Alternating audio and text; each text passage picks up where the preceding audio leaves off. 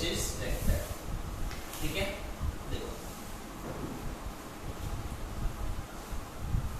अभी वेक्टर में स्टार्ट करने के पहले स्टार्ट किया, ठीक है। वेक्टर स्टार्ट करने के पहले सबसे पहले आपने स्केलर एंड वेक्टर पढ़ा रहेगा फिजिक्स में, ठीक है। बोलो क्या रहता है, what is scalar, what is scalar?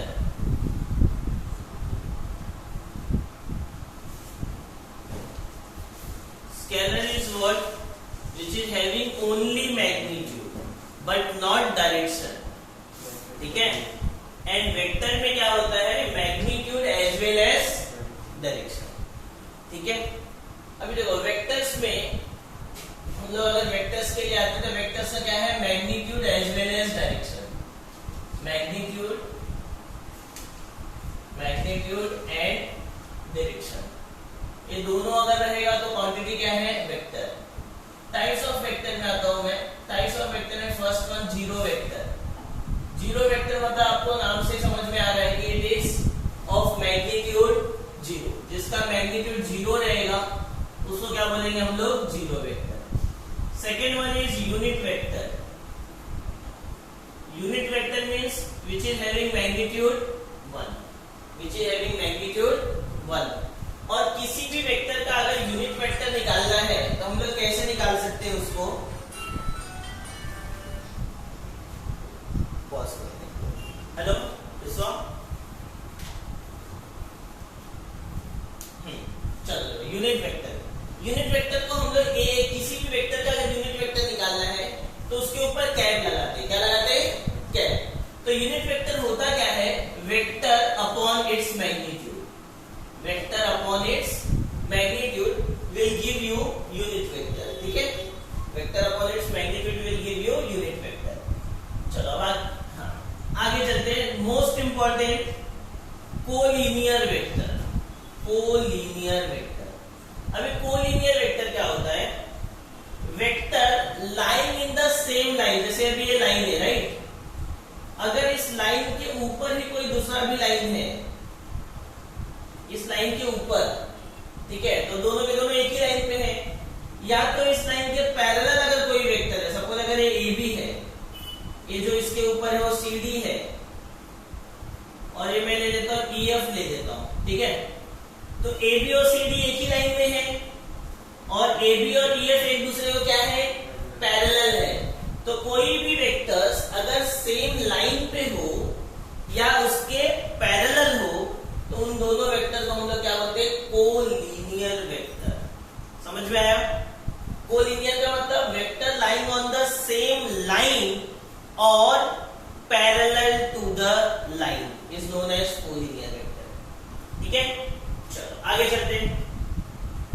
And collinear vectors are always scalar multiple of each other. कैसा स्केलर मल्टीपल का मतलब, जैसे अगर मैं सी डी का मैग्नीट्यूड 2 यूनिट एज्यूम करता हूं और ए बी का मैग्नीट्यूड मेरा 4 यूनिट है, so I can write a B is 2 times of C d. I can write a b 2 times of C d, बराबर है ना। अगर मैं सी डी को 2 एज्यूम किया और ए बी को 4 एज्यूम किया तो आई कैन राइट ना A B is 2 times of C D. या तो I can also write C D bar लिख देता हूं, या तो I can also write C D bar is half of A B bar. अगर 2 यहां पे ले लूंगा तो half of A B bar हो जाएगा। तो ये जो 2 और हाफ है क्या है, एक स्केलर वैल्यू है। क्या है, स्केलर वैल्यू है। तो कभी भी दो वेक्टर अगर एक दूसरे के स्केलर मल्टीपल है, क्या है, स्केलर मल्टीपल है, तो दोनों के दोनों वेक्टर्स क्या होते हैं, collinear vector. Always remember, if two vectors are scalar multiple of each other, then the two vectors are collinear vectors. Is this clear? Clear? चलो नेक्स्ट आते हैं कोप्लानर वेक्टर। नेक्स्ट आएंगे हम लोग कोप्लानर वेक्टर।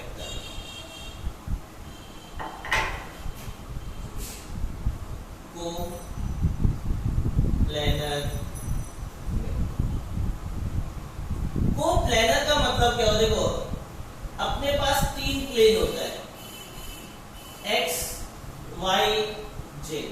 तो एक एक्स वाई प्लेन हो गया, एक वाई जेड हो गया और एक एक्स जेड हो गया। ये तीन अलग अलग प्लेन है, ठीक है।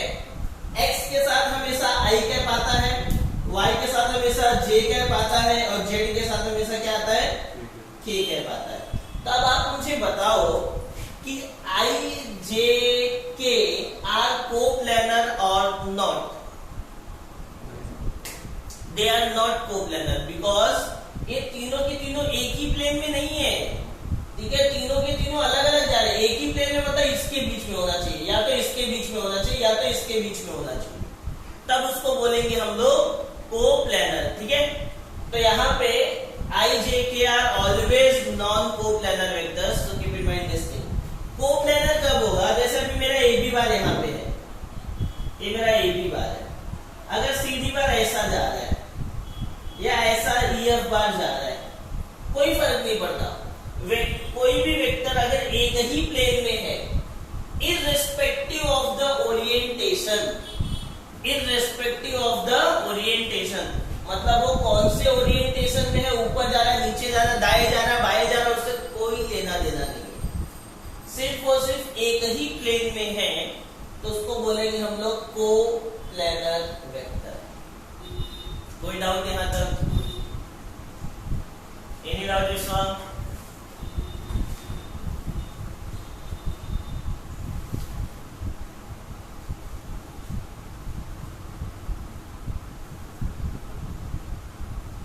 अच्छा,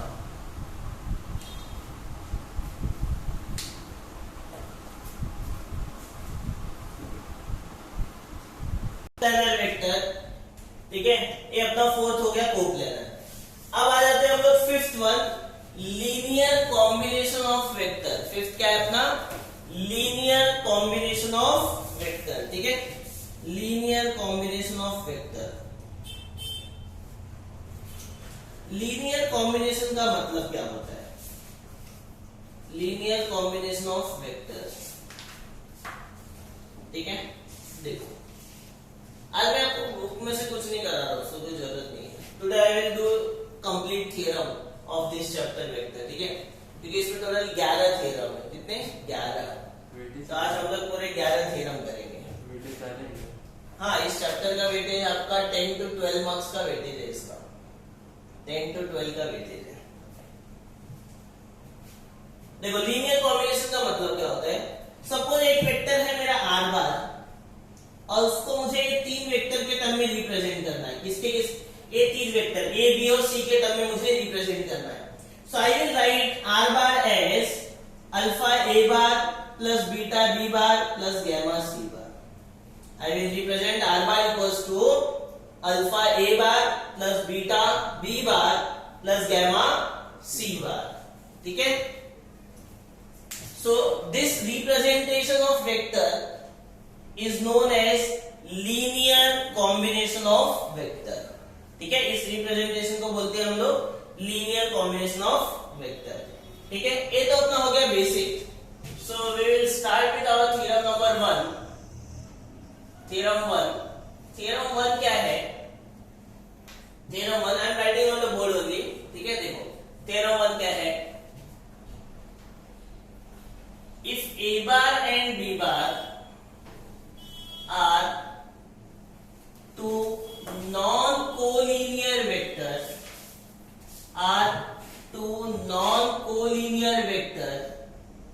then linear combination of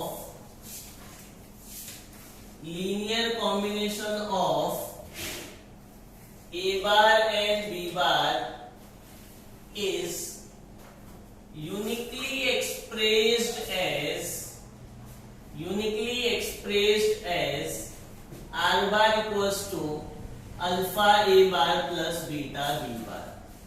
Uniquely expressed as r bar equals to alpha a bar plus beta b bar. अच्छा, यहाँ पे अल्फा और बीटा की जगह पे आपको एग्जाम में कुछ भी करके आ सकता है।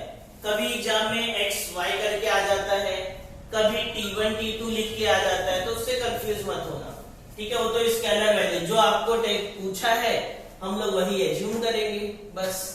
अब मैं यहाँ पे अल्फा लिखा तो मैं अल्फा एज्यूम करूंगा और बीटा एज्यूम करूंगा। आपको T1 T2 बोला रहता तो आप T1 T2 लेते हैं, ठीक है। कहाँ एज्यूम करना रहता है, देखो यहाँ पे, देखो ध्यान से देखो प्रूफ, ठीक है। इस चैप्टर में से कुछ भी एलिमिनेट नहीं है, काफी बड़ा चैप्टर है, ध्यान से देखो क्या है, क्या बोला, a bar and B bar are two non collinear vector. तो अगर ए बार मेरा इस डायरेक्शन में जा रहा है नीचे, तो बी बार मेरा अपोजिट डायरेक्शन में रहेगा ना, क्योंकि कोलिनियर नहीं हो सकता, मतलब पैरेलल नहीं हो सकता या सेम लाइन पे नहीं हो सकता, क्योंकि उसने बोला है नॉन कोलिनियर। तो अगर ए बार मेरा इधर जा रहा है तो बी बार कहीं और जाएगा, ठीक है। अब देखो, तो मैं क्या करता हूं, ए के पैरेलल में एक वेक्टर ड्रॉ करता हूं ओ ए, और बी के पैरेलल में वेक्टर ड्रॉ करता हूं ए आर, और इन दोनों को ज्वाइन कर दूंगा तो मुझे रिजल्टेंट मिल जाएगा, बराबर है। तो हम लोग लिखते हैं let O be the origin, let O be the origin, therefore O R bar equals to क्या होता है, ओ आर बार ना, O R bar is equals to क्या होगा, R minus O, which is equals to R only. कभी भी vector हम लोग जब लिखते हैं ना, तो ऑलवेज फाइनल माइनस इनिशियल, आगे वाला माइनस पीछे वाला, आगे वाला माइनस पीछे, इसके लिए मैंने आर माइनस ओ लिखा।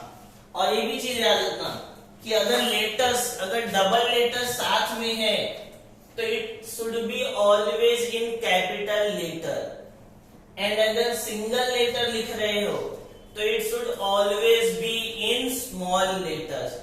ये छोटी छोटी चीजें लेकिन बहुत इंपॉर्टेंट है, मार्क्स कट होते हैं इस पे, क्योंकि जब सिंगल में हम लोग लिखते हैं तो पर्टिकुलर पॉइंट को रिप्रेजेंट करता है, ठीक है। मतलब आर पोजीशन वेक्टर है किसका, पॉइंट आर का, स्मॉल ओ पोजीशन वेक्टर है किसका, पॉइंट ओ का, और मैं अगर ओ आर पूरा लिखता हूं तो पूरी लाइन को रिप्रेजेंट करता है,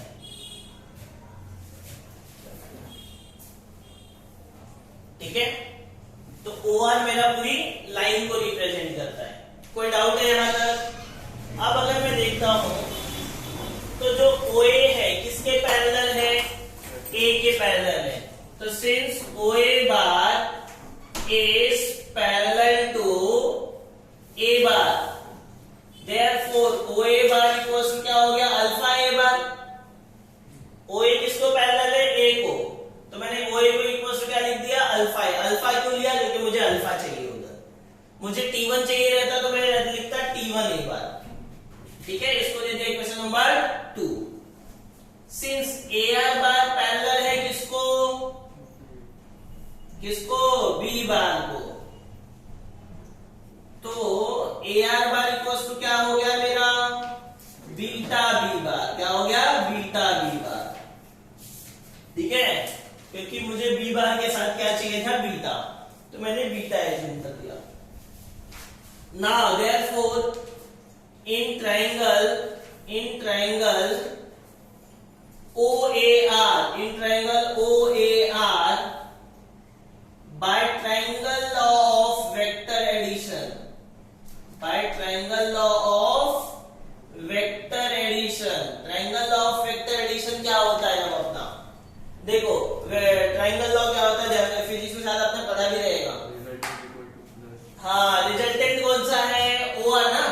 कैसे रखने हैं, देखो मैं ओ से ए गया, ए से आर गया, सेम डायरेक्शन फॉलो हो रहा है, लेकिन मुझे अब आर से ओ आना चाहिए, तो आर से ओ आ रहा है क्या, नहीं। जहां पे भी डायरेक्शन रिवर्स हो जाए वो अपना रिजल्टेंट हो जाता है। तो ओ आर इक्वल्स टू क्या हो जाएगा, ओ आर इक्वल्स टू क्या हो जाएगा, o a plus a r, o a plus a r. Value put कर दो, ओ आर का वैल्यू क्या है, आर बार, ओ ए का वैल्यू क्या है, अल्फा ए बार, और ए आर का वैल्यू क्या है, beta B bar, from equation 1 2 3, ठीक है। तो अब देखो आपको प्रूफ मिल गया, ठीक है। बट अपना थियरम खत्म नहीं हुआ, ठीक है, क्योंकि इसमें एक वर्ड दिया है यूनिकली, एक वर्ड दिया है uniquely. Now what is the meaning of unique? Unique का मतलब होता है कि जो चीज फिक्स हो, चेंज नहीं हो सकता कभी, एक यूनिक होना चाहिए, मतलब वैसा चीज दुनिया में वापस नहीं आना चाहिए।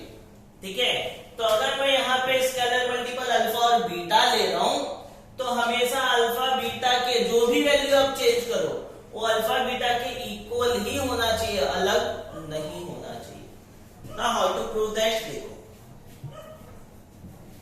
हम लोग इतने से, ठीक है, लेट अब मैं कॉन्ट्राडिक्टरी एज्यूम करता हूं, मैं अल्फा बीटा या पे अल्फा 1 और बीटा 1 ले लेता हूं। ठीक है, let R bar equals to alpha 1 A bar plus beta 1 B bar, but R होता क्या है, अल्फा प्लस बीटा, राइट ना, बट आर होता क्या है, alpha plus, now take A bar on one side and B bar on one side, A plus इधर आया minus, A B plus उधर गया माइनस,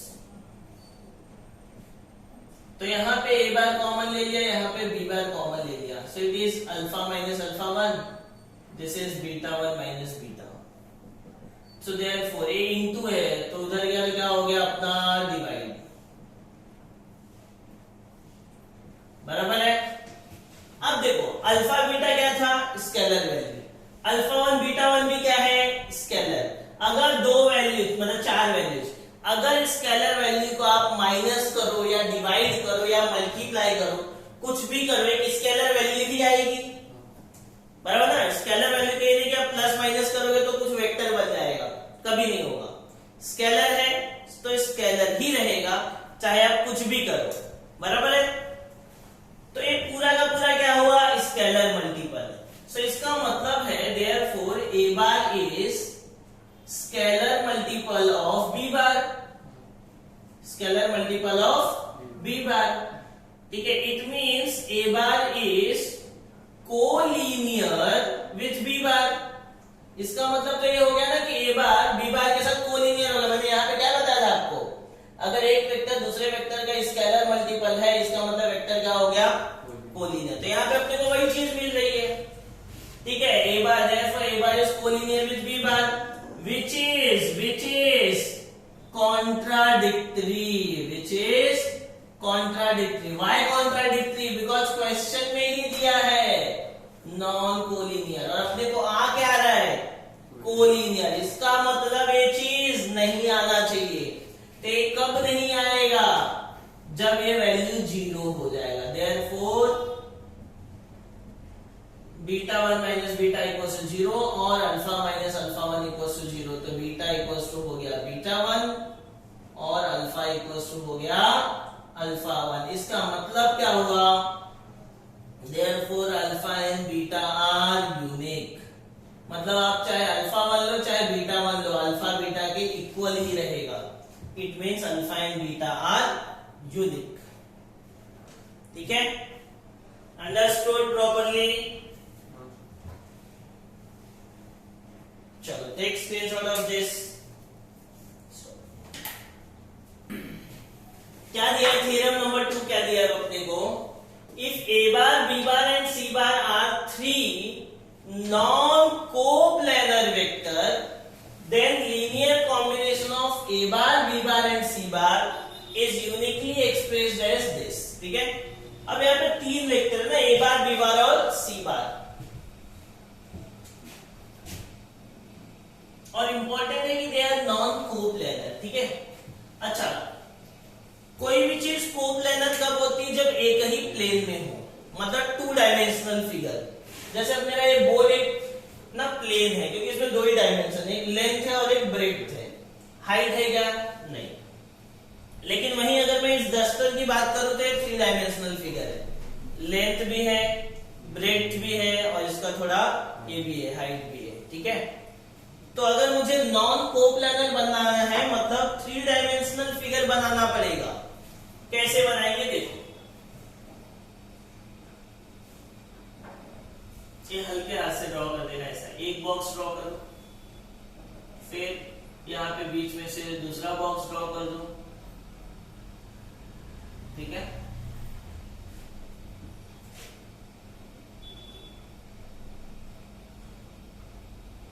बस अब दार कर देते हैं। ये एक लाइन हो गई,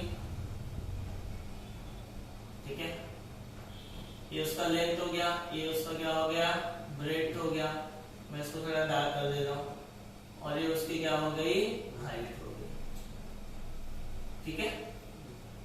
तो 3 हो गया है, ये ए बार के पैरेलल आया तो अल्फा ए बार हो जाएगा, ये बी बार के पैरेलल आया तो बीटा बी बार हो जाएगा, कि अपने को बीटा बी चाहिए, और ये सी के पैरेलल आया तो ये क्या हो जाएगा, गैमा सी बार।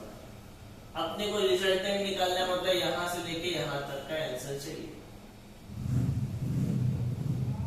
ठीक है। नेमिंग दे देते ओ ए बी और लास्ट में आर, ठीक है।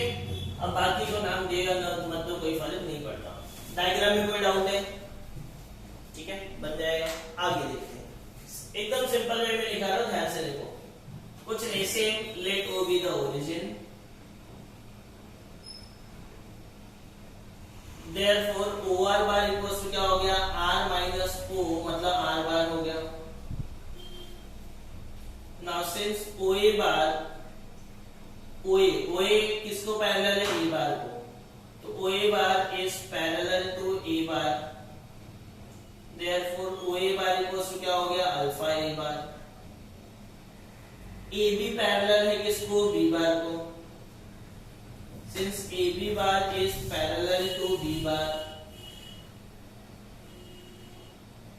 Therefore a B bar equals to क्या हो गया, बीटा बी बार।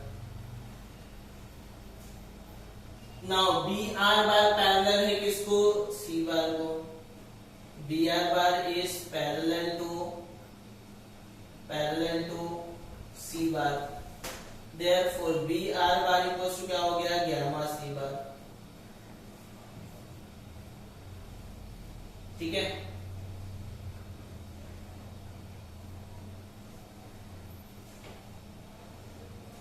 यहां तक क्लियर है। अब देखो, अब यहाँ पे ट्राइंगल लॉ हमेशा 3 साइड में था, यहाँ पे 4 साइड है, 1 2 3 और ये 4, ठीक है। तो हम लोग अप्लाई नहीं कर सकते, तो मैं इसको स्प्लिट करता हूं, यहां से मैं O से B को ज्वाइन कर देता हूं, O से B, और सब डायरेक्शन आउटवर्ड, सबका सब डायरेक्शन आउटवर्ड, ठीक है। ना in triangle OAB, in triangle OAB by triangle law of vector addition, by triangle law of vector addition, by triangle law of vector addition, ठीक है, by triangle law of vector addition। तो क्या हो जाएगा triangle OAB में, यहां पे देखो O से A गया, A से B गया, B से O नहीं आ रहा है, इसका मतलब OB bar equal to OA plus AB, OA plus AB, ठीक है, AB है। ये हो गया अपना इक्वेशन नंबर 5। अब मैं इस बड़े वाले ट्राइंगल में देख रहा हूं, बड़े वाले ट्राइंगल में OBR, बड़े वाले ट्राइंगल OBR में, in triangle OBR, in triangle OBR by triangle law of vector addition, by triangle law of vector addition। Triangle law of vector addition क्या बोलता है, O से B गया, B से R गया और O से R गया, इसका मतलब OR bar is equal to, OR bar equals to OB plus BR, is equals to OB plus BR। OR bar is equals to क्या होगा, OB प्लस BR, ठीक है। अब OB का वैल्यू किसके इक्वल होगा, OB का वैल्यू किसके इक्वल है, OA प्लस AB, किसके इक्वल है, OA प्लस AB, और ये प्लस BR बार, ये किसका वैल्यू है, OR का, किसका वैल्यू है, OR का, बराबर है। अब अपने को मालूम है, ये लिख सकते हो फ्रॉम इक्वेशन 5, फ्रॉम इक्वेशन 5। अब अपने को मालूम है कि OR का वैल्यू क्या है, R, OR का वैल्यू क्या है, R, OA का वैल्यू क्या है, अल्फा A, AB का क्या है, बीटा B, और BR का क्या है, गैमा C। ठीक है, फ्रॉम इक्वेशन 1 2 3 4 1 2 3 एंड 4। तो ये हो गया अपना प्रूफ। बट अभी इसमें भी अपना यूनिकली है, तो इसका भी यूनिकली एक्सप्रेस करें। पहले इस पार्ट में किसी को कोई डाउट है? एनी डाउट विश्वा?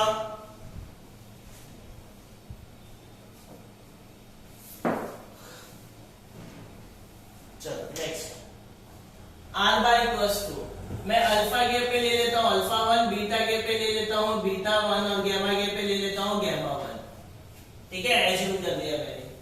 Are bar equals to alpha 1 A, beta 1 B and gamma 1 C. R का वैल्यू जो अल्फा बीटा सी है मैं वहां पे रख देता हूं।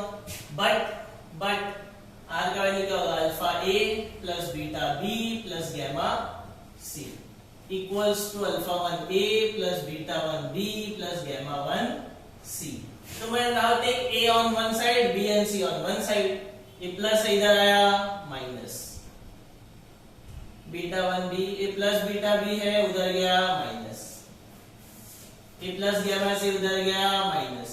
ठीक है, तो यहाँ पे ए बार कॉमन ले लिया तो ये हो गया अल्फा माइनस अल्फा 1। यहाँ पे बी बार कॉमन ले लिया तो ये हो गया बीटा 1 माइनस बीटा। यहाँ पे सी बार कॉमन ले लिया तो ये हो गया gamma 1 minus gamma.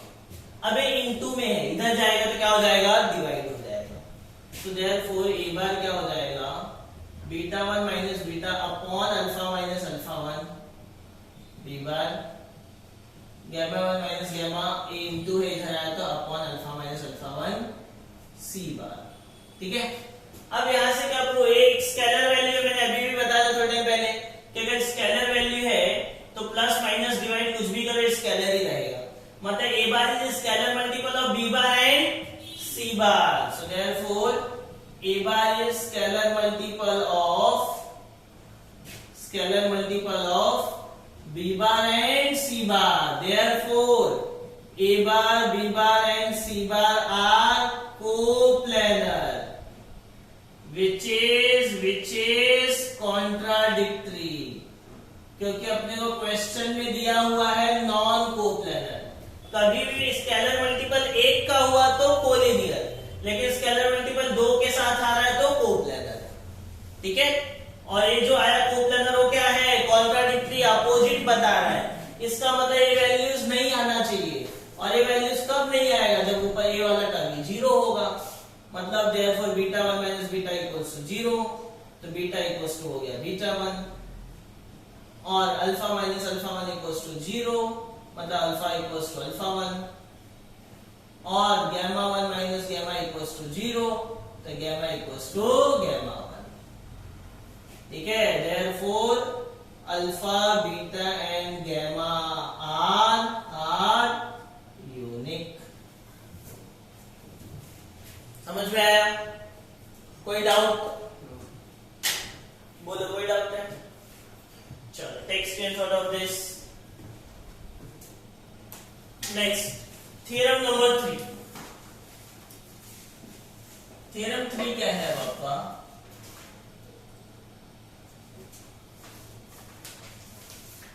If point R divides line AB, if point R divides line AB internally in the ratio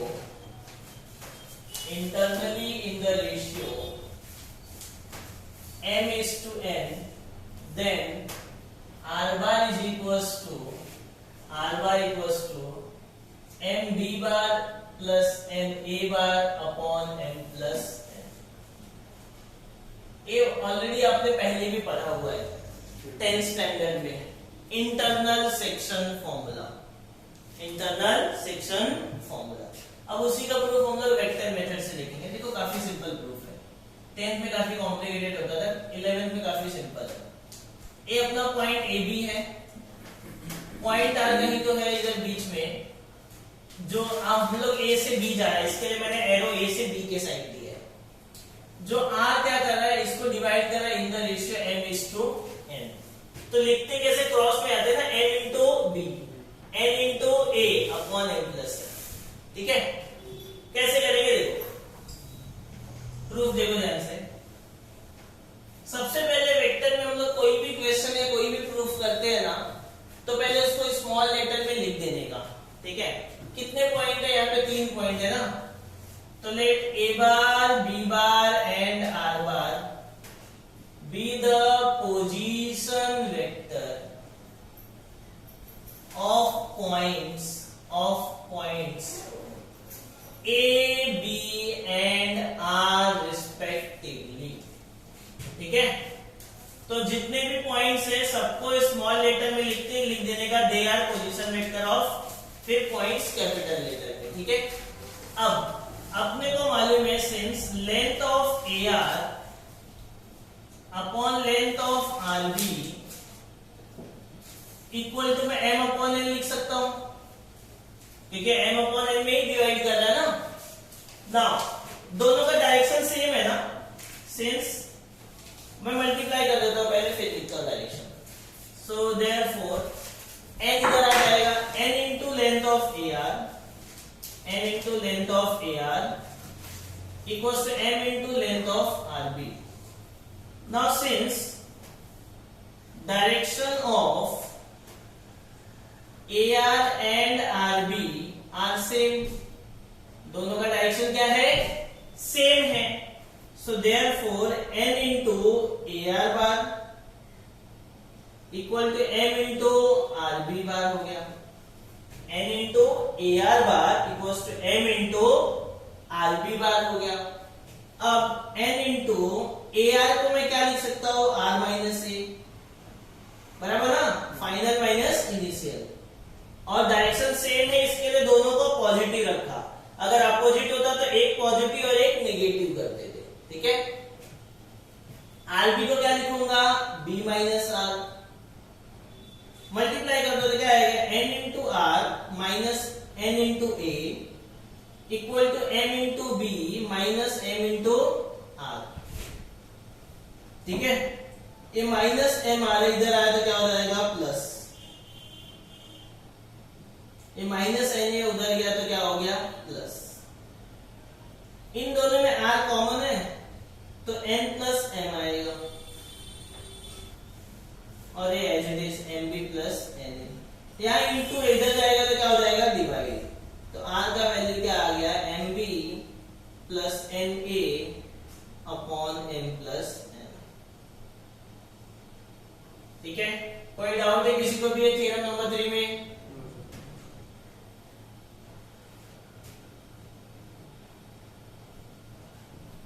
बोलो।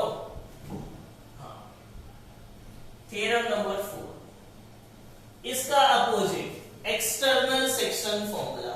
तो थ्योरम पूरा सेम ही रहेगा, सिर्फ यहाँ पे इंटरनली की जगह पे क्या रहेगा? एक्सटर्नली हो जाएगा, ठीक है।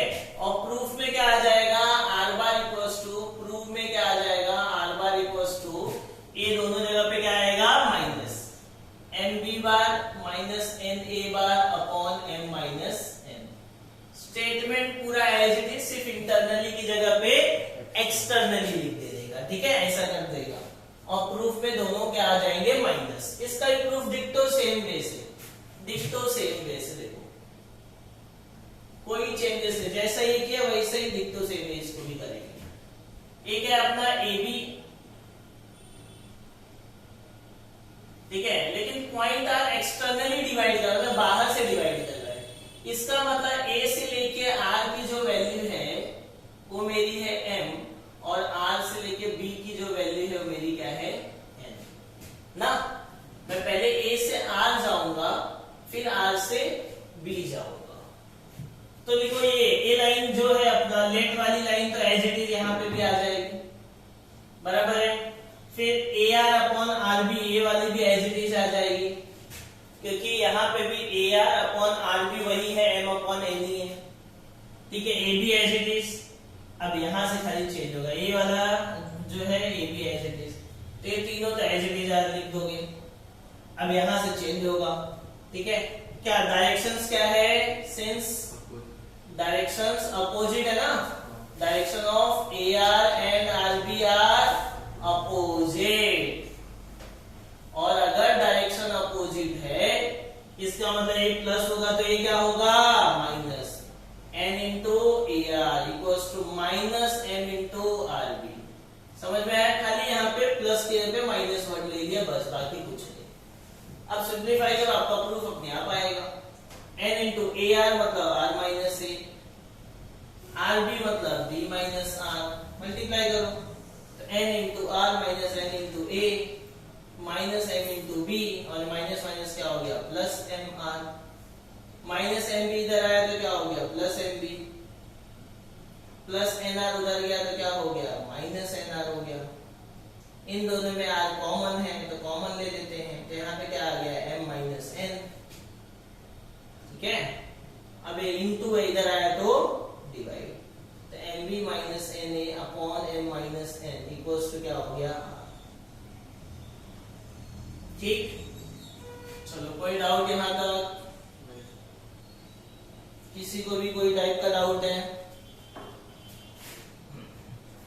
चलो next theorem 5। Theorem 5R is if LMN are direction cosine of a line,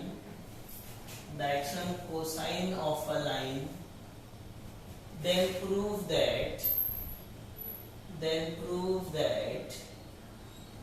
L square plus M square plus N square is equals to 1.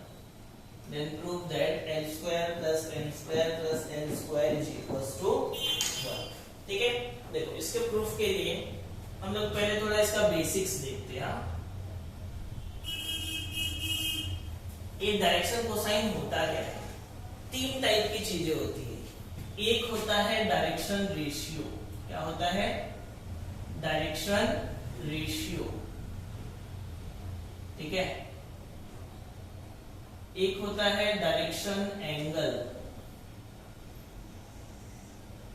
और एक होता है डायरेक्शन कोसाइन। ठीक है, देखो अपने को मालूम है 3 एक्सिस होता है ना, 3 एक्सिस ड्रॉ कर लेते हैं हम लोग। ठीक है, सपोज ये तो एक्स एक्सिस, ये वाई एक्सिस और ये जेड एक्सिस। यहाँ पे कोई तो एक लाइन है OP which is making an angle alpha with the x-axis, beta with the y-axis and gamma with the z-axis. Any line OP which is making an angle alpha with the x-axis, beta with the y-axis, gamma with the z-axis. So these angles alpha, beta and gamma are known as direction angle. मतलब कोई भी line x, y और z के साथ जो angle बनाता है उसको बोलते हैं डायरेक्शन एंगल। ठीक है, इतना अल्फा हमेशा x के साथ का एंगल, बीटा हमेशा y के, गामा हमेशा z के। ठीक है, अच्छा अगर इसी का मैं कॉस ले लूं, कॉस अल्फा, कॉस बीटा और कॉस गामा, तो वो मेरा क्या बन जाता है डायरेक्शन कोसाइन। वो क्या बन जाता है मेरा डायरेक्शन कोसाइन। डायरेक्शन कोसाइन को ही हम लोग एलएमएन से भी रिप्रेजेंट करते हैं। किससे? एलएमएन। इसका मतलब L इक्वल्स टू क्या हो जाएगा cos alpha, M equals to क्या हो जाएगा cos beta, N equals to क्या हो जाएगा कॉस गामा। समझ में आया इतना? जो एंगल बनाता है उसको बोलते हैं अल्फा बीटा गामा। इस एंगल का अगर मैं कॉस ले लूंगा तो क्या बन जाएगा डायरेक्शन कोसाइन, और डायरेक्शन कोसाइन को हम लोग एलएमएन से रिप्रेजेंट करते हैं, where L is cos alpha, M is cos beta, N is cos gamma. और अगर कोई, ठीक है, कोई पॉइंट या कोई वैल्यूज अगर इसके प्रोपोर्शनल है, क्या है प्रोपोर्शनल, तो उसको बोलते हैं हम लोग डायरेक्शन रेशियो। तो ये 3 टाइप की चीजें होती है। ये तीनों में कोई डाउट है? अब हम लोग अपने क्वेश्चन पे आते हैं। रिकॉर्डिंग होने दो। चलो देखो अभी यहाँ पे क्या है, तो क्या करेंगे हम लोग, ये एज्यूम, ये अपना पॉइंट हुआ है ना, मैं P के पॉइंट का एज्यूम कर लेता हूँ एक्स वाई जेड, और OP का जो मैग्नीट्यूड है उसको एज्यूम कर लेता हूँ R। क्या एज्यूम कर लेता हूँ R। ये R और ये गामा याद रखना। ठीक है, since line OP makes an angle alpha, beta and gamma with x, y and z axis. Therefore L equals to क्या हो जाएगा cos alpha, M equals to क्या हो जाएगा cos beta and N equals to क्या हो जाएगा cos gamma. ठीक है. Let magnitude of OP is equals to R and OP bar equals to क्या हो जाएगा x I cap y j cap plus z k cap. क्योंकि ये पॉइंट के टर्म में दिया है ना, तो पहले के साथ I कैप आता है, दूसरे के साथ j कैप आता है, तीसरे के साथ k कैप आता है. ठीक है. अब देखो, अगर मैं इस OP का मैग्नीट्यूड निकालूं तो मैग्नीट्यूड कैसे निकालते हैं? रूट के अंदर ना x square plus Y square plus z square. और ये मैग्नीट्यूड है कितना? r. मैग्नीट्यूड है कितना? r. अगर मैं इसको स्क्वायरिंग कर दूं both side, squaring both side, तो क्या मिलेगा? r square equals to x square plus Y square plus z square. कोई डाउट है किसी को यहां तक? समझाए? इसको लेते हो मैं क्वेश्चन नंबर 1. अब मैं OP है ना, उसको एक बार I के साथ डॉट प्रोडक्ट लूंगा, एक बार J के साथ, एक बार K के साथ. तो ध्यान से देखो, अगर मैं I के साथ लेता हूं तो OP मेरा क्या है? xi plus yj plus zk dot dot I cap. देखो ये डॉट प्रोडक्ट में अगर दोनों सेम है तो 1 होता है, अलग अलग है तो क्या होता है? 0. याद रखो, ये मैं डिटेल में अभी लूंगा आपको सेकेंड एक्सरसाइज के बाद. तो अभी के लिए सिर्फ याद रखो, I डॉट I क्या होगा? 1. मतलब डॉट प्रोडक्ट में सेम है तो 1 होता है, डिफरेंट है तो 0 होता है. याद रखो. तो I डॉट I क्या होगा? 1. तो 1 इंटू x क्या हो गया? x. J डॉट I 0, तो ये 0 हो जाएगा. K डॉट I 0, तो ये 0 हो जाएगा. तो बचेगा सिर्फ x. और a bar dot b bar का फॉर्मूला क्या रहता है अपना? a bar dot b bar का फॉर्मूला होता है, a bar dot b bar का फॉर्मूला होता है ab cos थीटा. क्या होता है? ab cos theta. मतलब a मतलब मैग्नीट्यूड ऑफ OP, b मतलब मैग्नीट्यूड ऑफ I, और cos थीटा I किसके विद रिस्पेक्ट में रहता है? x के. तो x के साथ एंगल क्या बन रहा है? अल्फा. तो ये क्या आएगा? cos alpha. ठीक है. अब OP क्या है अपना? R. OP मतलब R. I तो अपना यूनिट वेक्टर है तो 1 हो जाएगा. cos अल्फा क्या है अपना? L. तो RL इक्वल्स टू x आ गया. देयरफॉर RL इक्वल्स टू क्या आ गया? ये मैग्नीट्यूड के इक्वल रहता है OP into I. ये क्या है? यहाँ पे a बार डॉट b पर क्या है? ab cos theta. a मतलब मैग्नीट्यूड ऑफ a, b मतलब मैग्नीट्यूड ऑफ b. तो इसके लिए मैंने यहाँ पे magnitude of OP into magnitude of I. फिर दोनों के बीच का एंगल, तो ये लाइन और I के बीच में एंगल क्या है? अल्फा. तो इसके लिए cos अल्फा. OP क्या था अपना? Magnitude R. I J के यूनिट वेक्टर होता है, मतलब 1 होता है मैग्नीट्यूड. और cos अल्फा क्या है अपना? L. तो RL इक्वल्स टू क्या आ गया? x. सिमिलरली हाँ बोलो. नहीं कोई ये थ्योरम 5 ही चल रहा है. इसी को मैं J के साथ डॉट प्रोडक्ट लेता हूं, J के साथ. तो OP डॉट J तो क्या है यहाँ पे अपना? OP तो यही सेम ही है ना, xi plus yj plus zk dot j cap. तो I डॉट J 0, क्योंकि अलग अलग है तो 0. J डॉट J 1, मतलब क्या आएगा? y. K dot J 0. और यहाँ पे a बार और b बार का formula magnitude of OP magnitude of J into cos beta, क्योंकि J with respect to y होता है तो y के साथ एंगल बीटा है. OP मतलब हो गया R, J मतलब 1, तो R और cos बीटा क्या है अपना? M. cos बीटा क्या है अपना? M. तो RM इक्वल्स टू क्या हो गया? y. RM इक्वल्स टू क्या हो गया? y. ठीक है. अब इसी को मैं J के साथ डॉट प्रोडक्ट लेता हूं, सॉरी K के साथ. तो OP डॉट K, तो xi plus yj plus zk dot k cap. तब इसमें क्या हो जाएगा? k डॉट k 1 हो जाएगा, तो क्या आ गया? j. I dot k 0, j dot k 0. और यहाँ पे इसका वैल्यू क्या आएगा, magnitude of op into magnitude of k into cos gamma, right.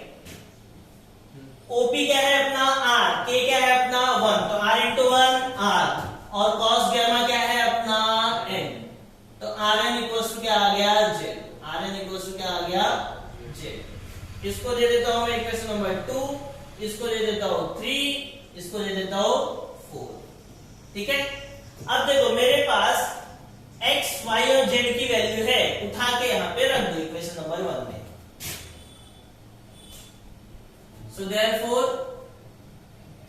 by substituting equation 2, 3 and 4 in equation 1, तो 1 क्या है, r square is equals to x square plus y square plus z square, यही है ना, value रख दो। तो x क्या है अपना rl, तो यहाँ पे रखेंगे तो क्या आएगा r square m square, y क्या है अपना rm, तो यहाँ पे रखेंगे तो r square m square, z क्या है अपना rn, तो यहाँ रखेंगे तो क्या आएगा r square m square, तो r square में कॉमन ले लूंगा तो यहाँ पे क्या आएगा l square plus m square plus n square, r square cancel, तो क्या आ गया 1 आ गया ना, therefore 1 equals to l square plus m square plus n square, hence proved, ठीक है। थोड़ा लेंदी थ्योरम था, वापस देख लो क्या किया। पहले एक लाइन लिया which is making angle alpha x के साथ, बीटा y के साथ, गैमा z के साथ। OP का मैग्नीट्यूड r है और पॉइंट xy z है, तो OP क्या होगा xi yj z के, क्लियर। इसका मैग्नीट्यूड निकालता हूं रूट में x square y square z square, magnitude है क्या r, स्क्वायरिंग कर दिया तो r square equals to root हट गया, ठीक। अब इस OP को एक बार i के साथ डॉट प्रोडक्ट लेने का, एक बार j के साथ, एक बार k के साथ। तो i के साथ लिया तो rl इक्वल टू x आएगा, j के साथ लिया तो rm equals to y, k के साथ लिया तो rn इक्वल्स टू j। ये x y z की वैल्यू उठा के यहाँ पे रख दो, रख दिया, r स्क्वायर कॉमन लिया, कैंसिल, प्रूफ, ठीक है। एनी डाउट इन दिस 3 4 5 पक्का, चलो टेक स्क्रीनशॉट ऑफ दिस। देखो इसके बाद के जो थ्योरम है ना, इसके बाद में भी 6 थ्योरम है, ठीक है, वेक्टर के 5 ही थ्योरम है। इसके बाद के जो 6 थ्योरम है ना वो एप्लीकेशन ऑफ वेक्टर है, एप्लीकेशन ऑफ वेक्टर, ठीक है।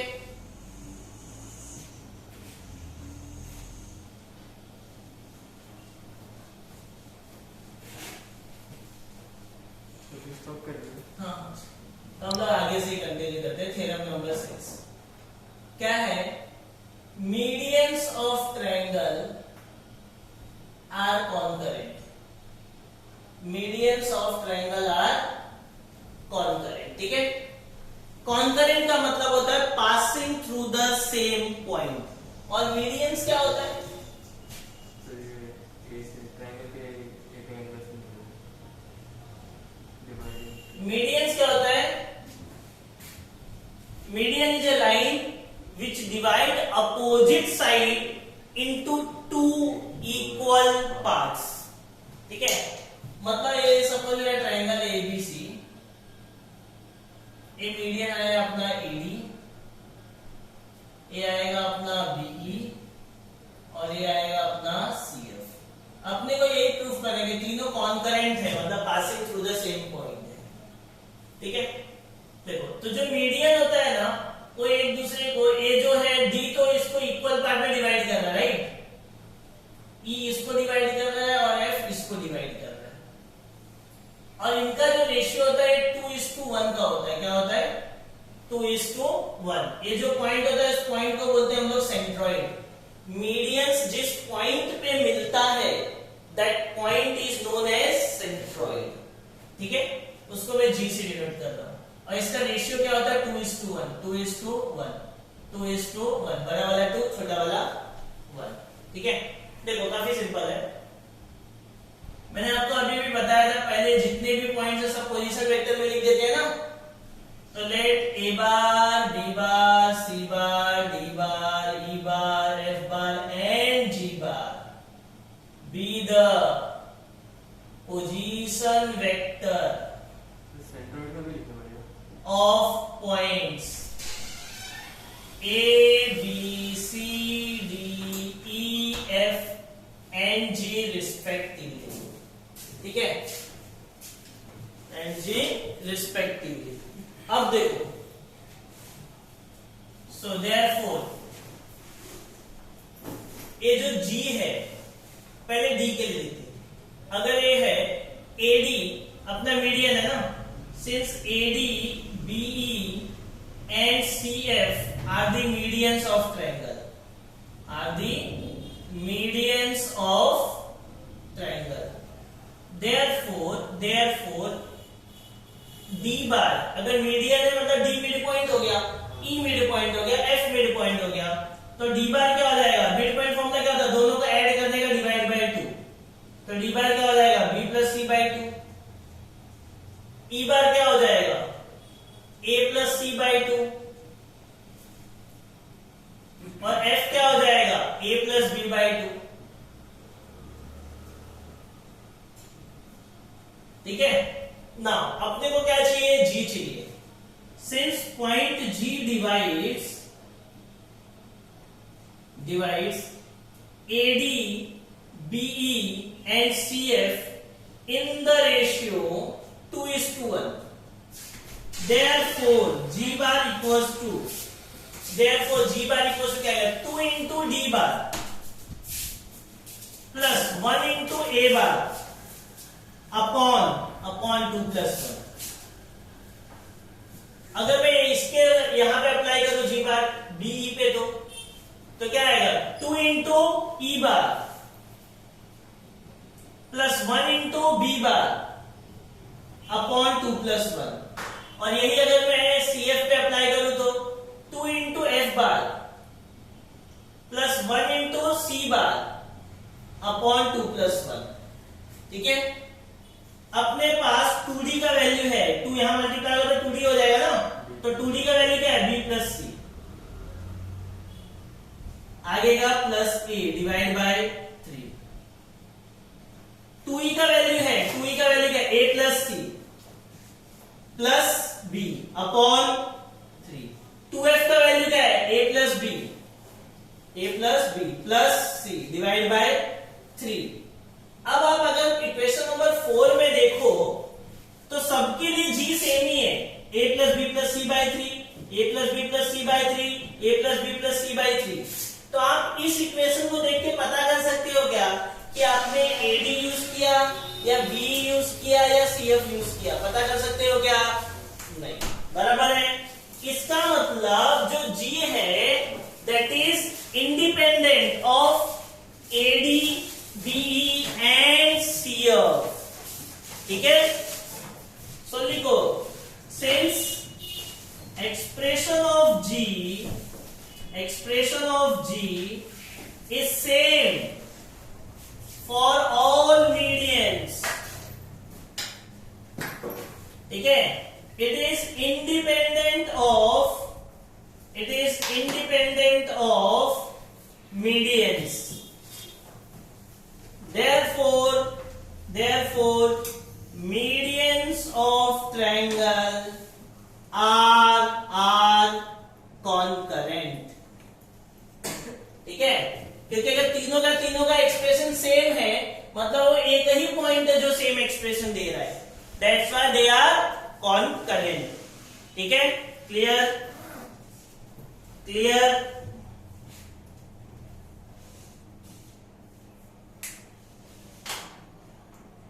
हाँ, इतना लेट रिप्लाई कर रहे हो?